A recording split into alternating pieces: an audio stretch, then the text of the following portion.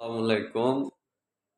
انفرادی طور پر بھی اور اجتماعی طور پر بھی ہم اللہ سے دعائیں مانگتے رہتے ہیں اور کہتے ہیں کہ اللہ ہماری حالت بدل دے۔ دعاؤں سے کام نہیں چلتا جب تک کہ آپ اللہ کے بتائے ہوئے طریقے پر، آپ اس اصول پر جو اللہ کے احکامات ہیں ان پر نہیں چلیں گے۔ حتیٰ یغیروا ما بانفسہم، جب تک آپ اپنی حالت کو آپ نہیں بدلیں گے اللہ کسی قوم کی حالت کو نہیں بدلتا۔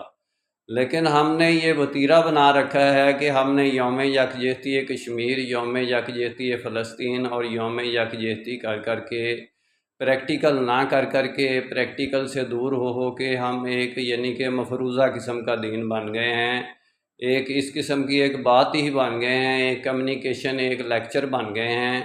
اسلام کا وہ جو پریکٹیکل سسٹم تھا وہ ختم ہو گیا ہے۔